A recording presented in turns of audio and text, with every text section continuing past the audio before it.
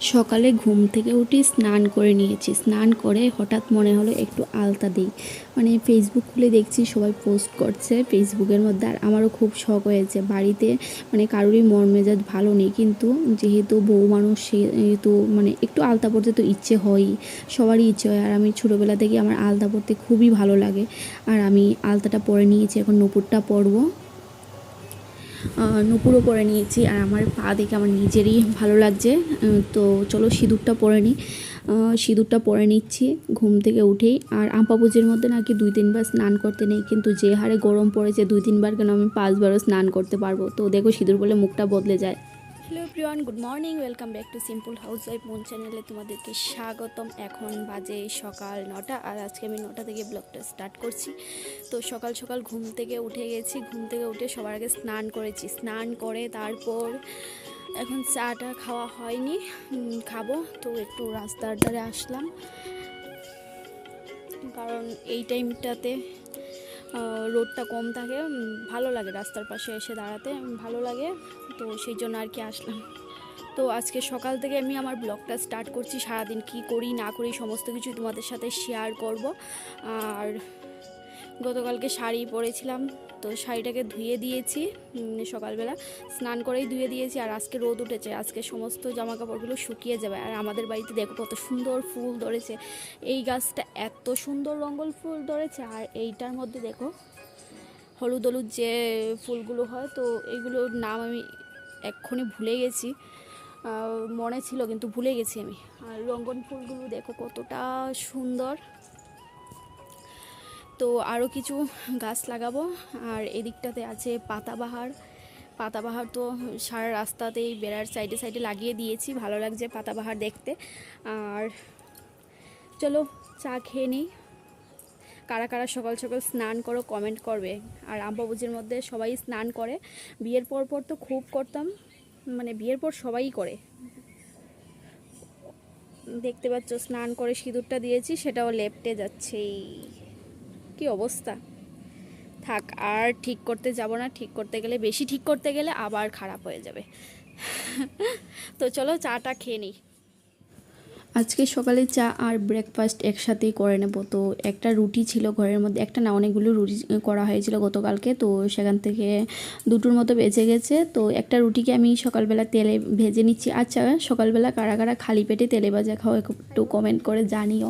আমাদের বাড়িতে তো খুব চলে, আমাদের বলতে আমার আর আমার হাজব্যান্ডের মধ্যে, মানে ও তেলে ভাজা খেতে ভালোবাসে, আমিও সেটা ভালোবাসি।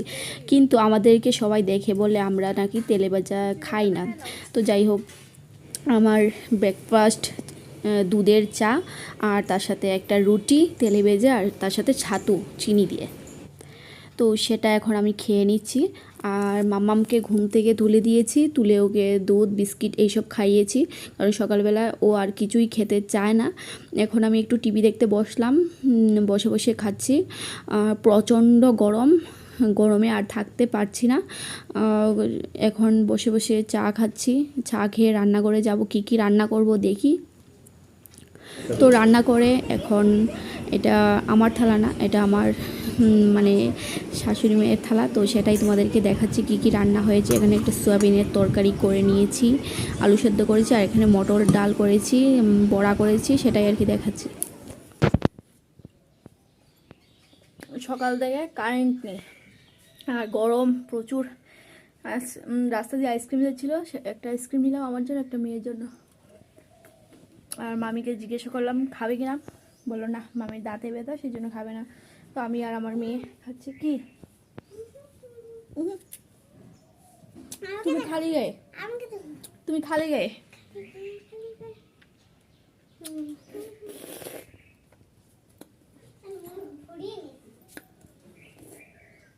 চলো আইসক্রিমটা খেয়ে নিই, তারপর আবার আসছি। এত একটা রোদ নেই, বৃষ্টিও নেই, মোটামুটি গরম আছে।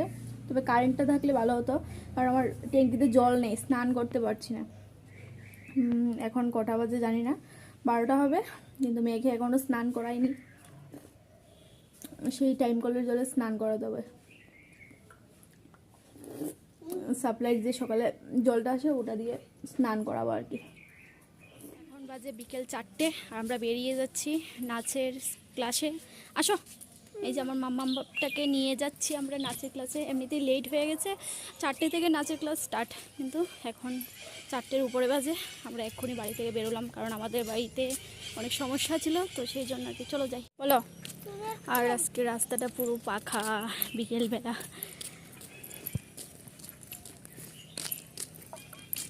যা দৌড় দৌড় দৌড়। এইদিকে কি সুন্দর সূর্যি মামা উঠছে না, সূর্যি মামা এখন ডুবে যাচ্ছে। আর রাস্তার পাশে জাম গাছ ছিল, সেখান থেকে 2টো জাম কুড়িয়ে নিয়েছি। মা মেয়েতে খেতে খেতে এখন নাচের স্কুলে যাচ্ছি, নাচবে বলে। তো নাচের স্কুল থেকে আমি বাড়ি চলে এসেছি।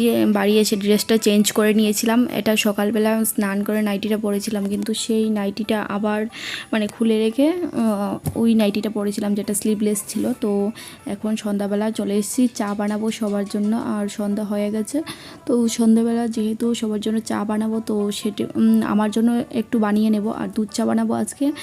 একদিকে তো গরম পড়েছে, তার উপর দুধ চা খেতে ইচ্ছে করছে, কি করব বলো। তো খেয়েই নেই, যদি মরে যাই, না বেঁচে থাকি, তো যাই হোক খেয়ে নিই দুধ চাটা।